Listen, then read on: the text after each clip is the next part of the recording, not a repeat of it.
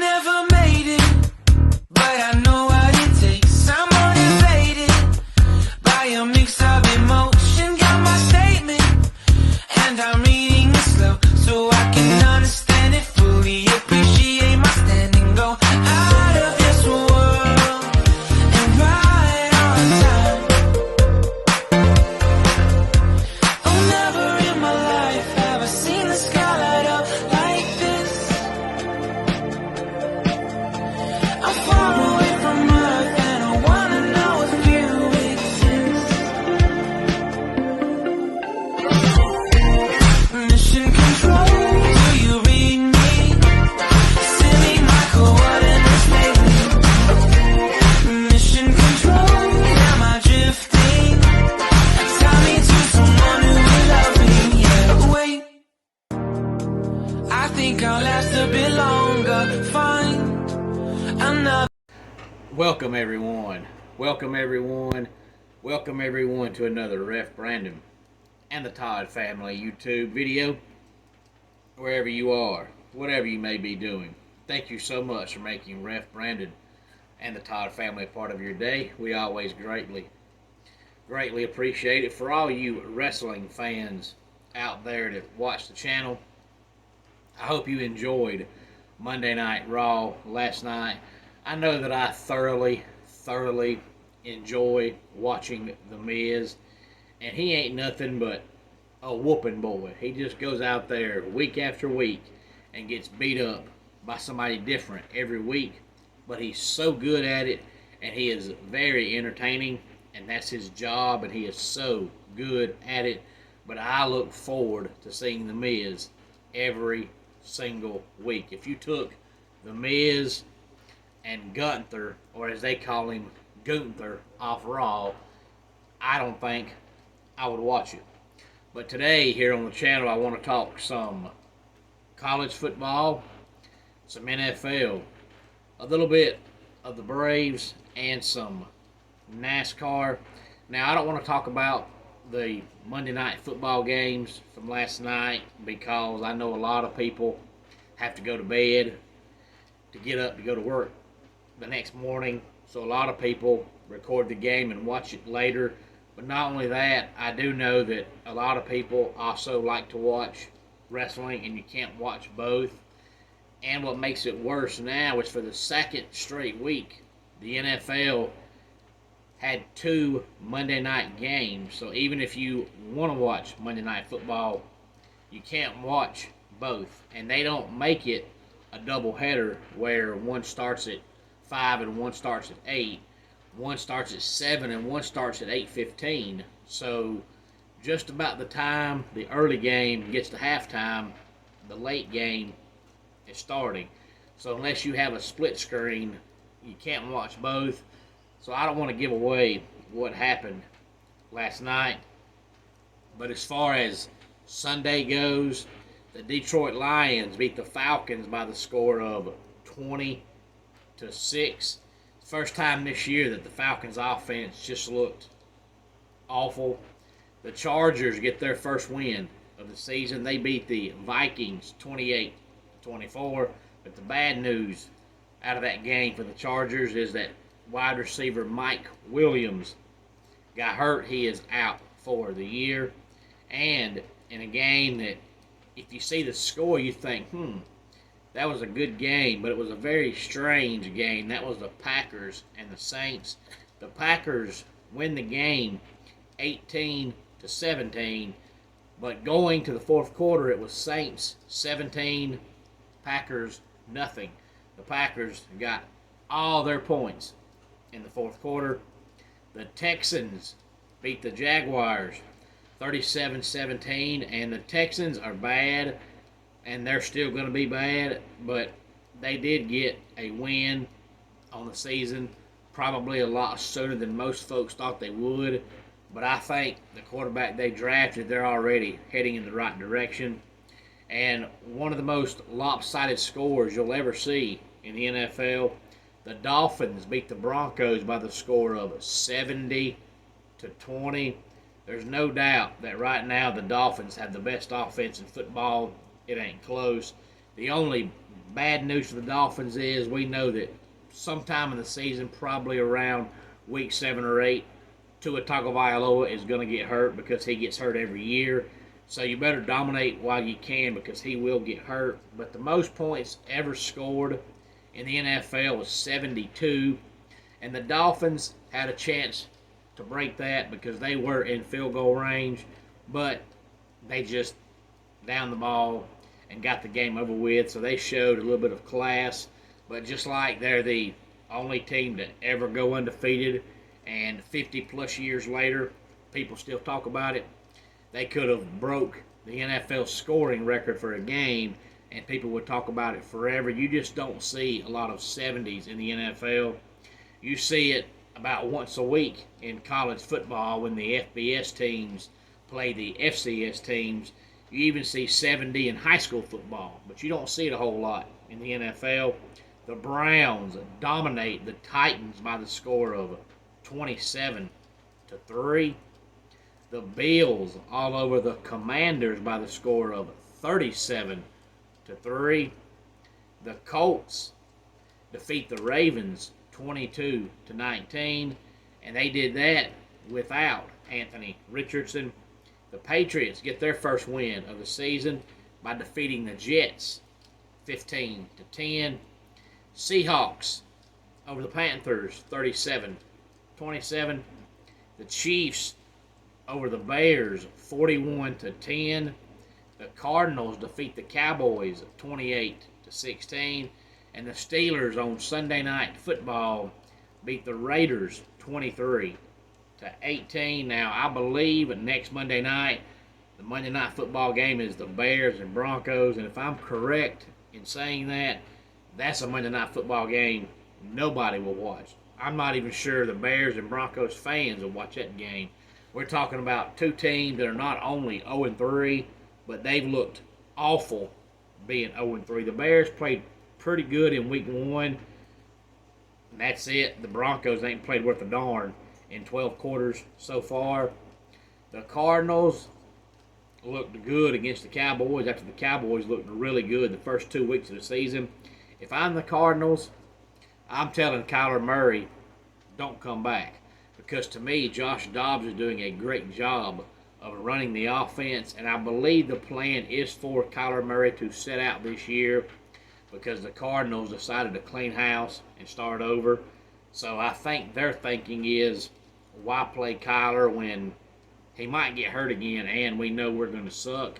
But if I'm the Cardinals, even if Kyler comes back tomorrow and says, hey, I want to play, I'm not bringing him back. Josh Dobbs is doing a good job running the offense. I'll talk about the Braves for a short minute, but not very long. This is the final week of the regular season. The Braves won on Sunday, 8-5, to become the first team this year to win 100 games. Charlie Morton is out for the division series because he went on the injured list. So, of course, he has to stay for 15 days. They were off last night. They play the Cubs for 3 games starting tonight. And then they play the Nationals Friday, Saturday, Sunday, and that is it for the regular season. Honestly, I didn't think they would put Charlie Morton on the injured list because he got hurt over the weekend in his start. But to be honest with you, with the regular season only having a week to go, and he was probably just going to skip his final start, I thought they would just let him sit out the last 8 or 9 days of the regular season and see how he felt. But now he is out for the division series, and there's no guarantee Max Fried is going to pitch. So you might play the division series with neither one of your top 2 pitchers. And I say top 2 because I know Spencer Strider has 19 wins, but his ERA is almost 4. It's just when he pitches, the Braves score runs for him. And when he's bad, he is bad. And I'm going to talk about the college football AP poll here in a minute. But first, let's talk some NASCAR from Sunday. They raced at Texas Motor Speedway. William Byron came home with the win. It's his 6th win of the season. He has the most wins in the Cup Series this year. Ross Chastain, second. Darrell Wallace Jr., third. Christopher Bell, fourth. Denny Hamlin, fifth. Kevin Harvick, sixth. Brad Keselowski, seventh. Daniel Suarez, eighth. Ricky Stenhouse Jr., ninth. And Chase Briscoe rounded out the top 10. After the race on Sunday, the bottom four right now in the playoffs are Darrell Wallace Jr., Tyler Reddick, Ryan Blaney, and Kyle Busch. Of course, they'll race 2 more weeks, and then they will eliminate 4 more guys, and we'll go from 12 down to 8. So as of right now, Darrell Wallace Jr., Tyler Reddick, Ryan Blaney, and Kyle Busch will be the next 4 out. But this Sunday is the Yellowwood 500, 2 o'clock Eastern Time, Sunday afternoon on NBC from Talladega. And at Talladega, anything can happen. Kyle Busch is 17 points right now out of 8th place, but he has more wins this year than Wallace Jr., Reddick, and Blaney. So I think if he finishes top 10 the next 2 weeks, unless one of those 3 guys above him wins, I think he will advance. But he's going to have to finish top 10 because he finished 34th on Sunday, so he's got a long way to go. And let's talk about the college football AP poll as always. It came out on Sunday afternoon, and now that we've played 1/3 of the season, I feel like I can now tell you who I would have in my top 10 if I was an AP voter. Most of the top 10 comes from 2 conferences, but I'll tell you who my top 10 would be after I tell you what the AP has as their top 25. Georgia, number 1. Michigan, number 2. Texas, number 3. Ohio State, Florida State round out the top 5. 6 through 10 is Penn State, Washington, USC, Oregon, and Utah. Notre Dame, number 11. Alabama, 12. LSU, 13. Oklahoma, 14. And North Carolina is 15. 16 through 20 is the Cougars of Washington State, Duke, Miami, Oregon State, and Ole Miss.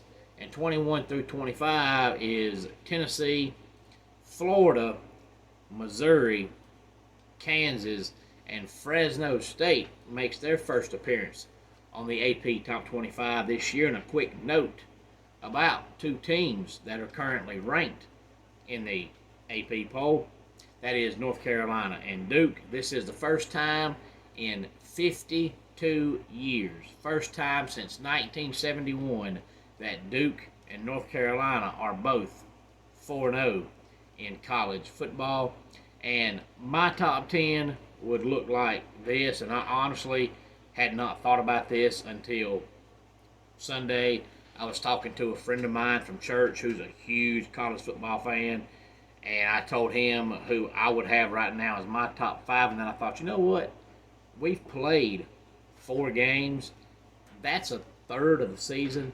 So I think we've played enough games now to where we've seen enough to know who's good. Texas is the best team in America, followed by Ohio State, Georgia, Florida State, and Penn State.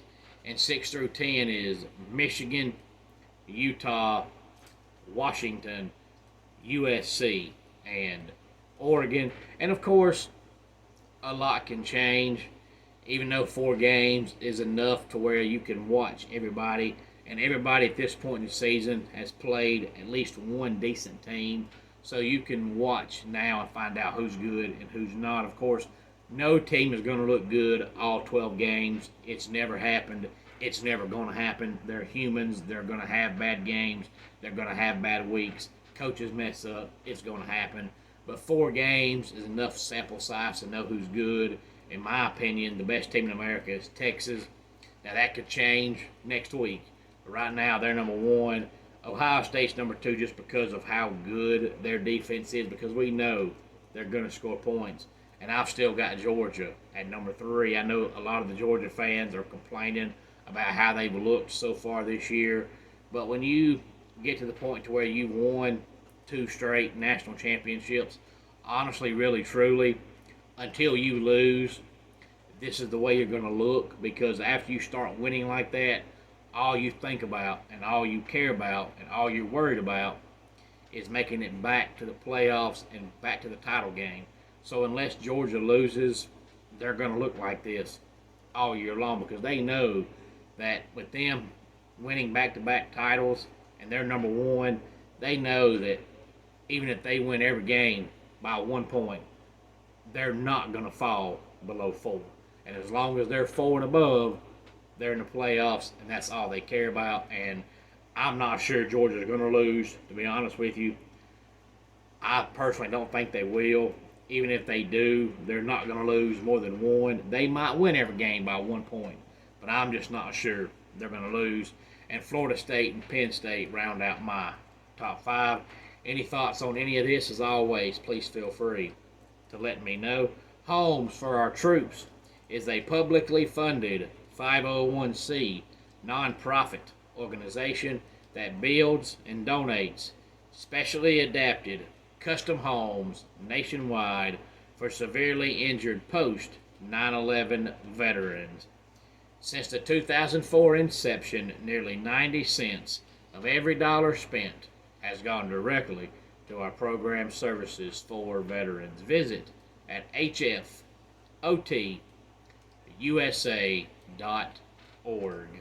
Let's go ahead and get our dad joke of the day in here. I bought Velcro sneakers, but they were a total ripoff. And that does it for today's Ref Brandon and the Todd Family YouTube video.